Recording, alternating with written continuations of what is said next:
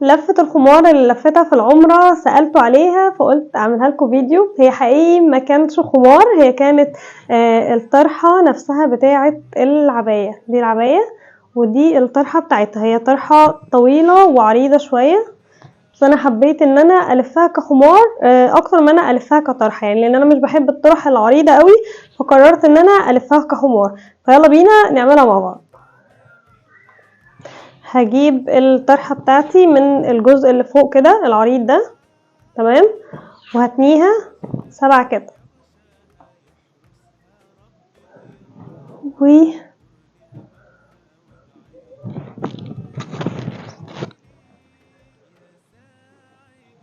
حاول ان انا اظبطها، او ممكن اكوي الحته دي عشان خاطر كلها تبقى قد بعضها.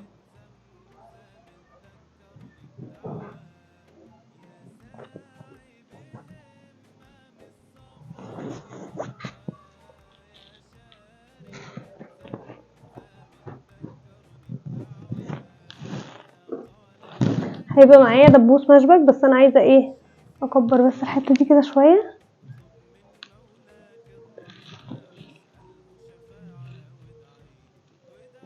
تمام.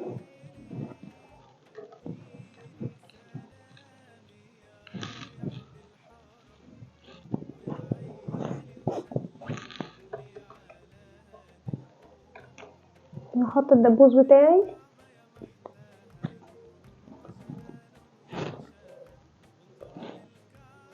حاول بقى اظبط دي، او ممكن اكوي دي لو عايزينها مظبوطه بالظبط، بس انا صراحه مش اكويها دلوقتي، او هناك ما كانش عندي الاوبشن ان انا افضل ان انا اكويها الصراحه. وبعد كده هجيب دبابيس اللي هي من غير راس كده، وهحط واحد هنا وكمان هحط واحد هنا، اظبط بس البندانه.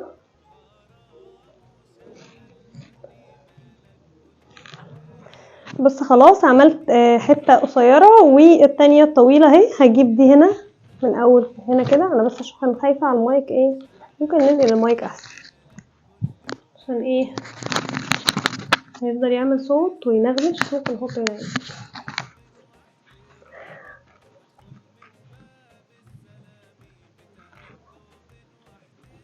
وهتنيها كده، واظبط بقى الحته اللي تحت دي بحيث ان ايه دي ما تبانش.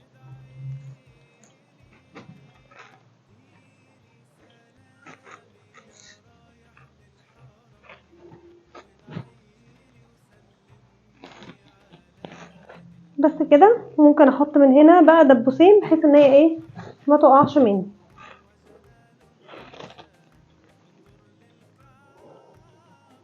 بس حطيت الدبابيس اللولي دي كده من ورا، هي تدي شكل، مش هيبقى كله ساده.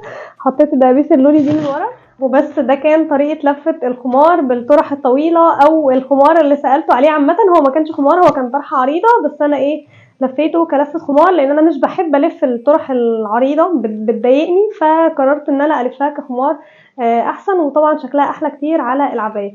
وده شكل العبايه، سوري على الشراب وده شكل العبايه والطرحه بتاعتها.